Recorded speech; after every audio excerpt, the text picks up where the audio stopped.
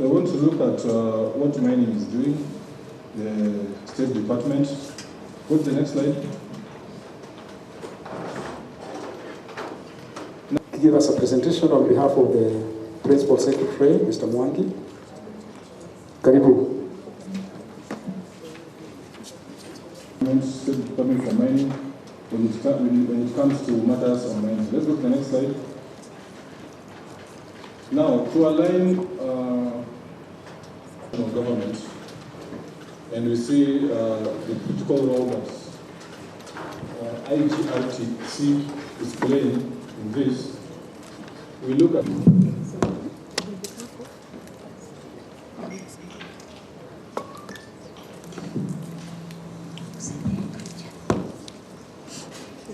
so the mandate of the department, number one is policy on extractive industry.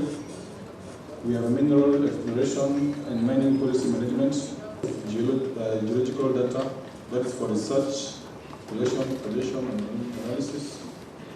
Number six, policies on the management of quarry and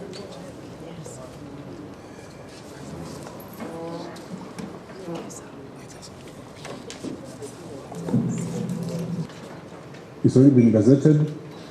We have mining, dealings in minerals, amendments. It has been gazetted. We have mine support services, which is also has been.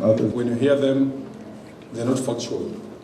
So part of the solution is to strengthen the sector by auditing all the mineral rights, so that you have the what we call the Community Development Agreement Committee. This is a committee that is normally formed by license holders, big companies, represents the governor of the committee. And then there is a member of the committee who represents the county land board. This is the committee that sits at the regional mining office.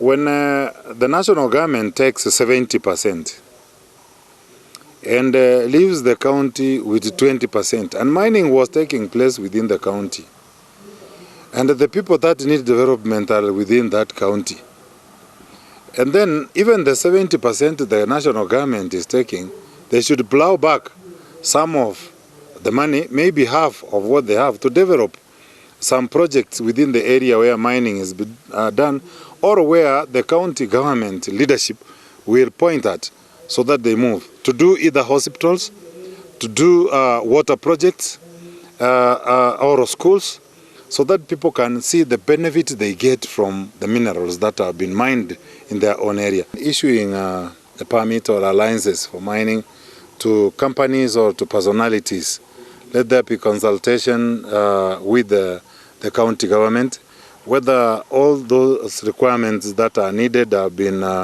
achieved by the one who wants to do mining. Once mining has been done, there's a lot of damage and land degradation that occur in that place. If restoration is not done, that place will be dangerous to the people of that area.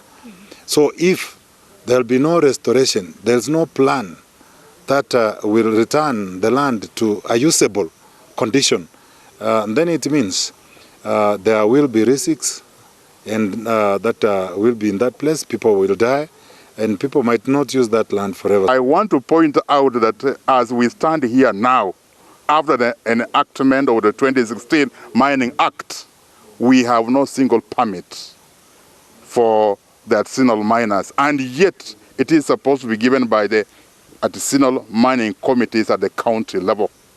But for us now to get back these people into cooperatives and formalize that sector, it can't be through a circular.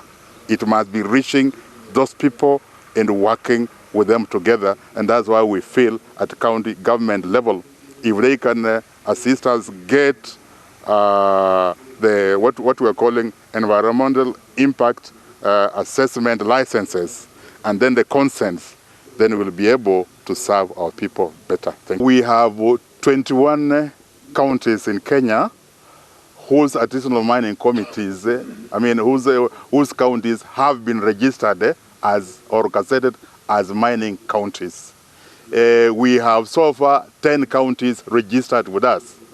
And so if I took a case study of, say, Kakamega, we are talking about 200 families, 200,000 families being supported through mining. We had convened a sector forum on mining, which is an intergovernmental forum, to be able to have a conversation between the two levels of government, representatives of the county governments and the national government. We have also the ministry, the State Department for mining with us.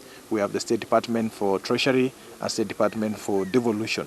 The conversation we are having here is based on the governance structure that we have in our constitution that gives an intergovernmental structure where issues that are discussed at both IBEC and the summit, whenever there is an issue of an intergovernmental nature that needs further discussion and further deliberation, either as an agenda or as an implementation resolution, has to be channeled through sector forums or has to be discussed within the sector forums. Through this forum here today, we shall be able to identify the gaps in mining sector, whether they are laws, whether they are policies, whether there are duplication of roles, whether there is need to strengthen how the two levels of government collaborate and work together.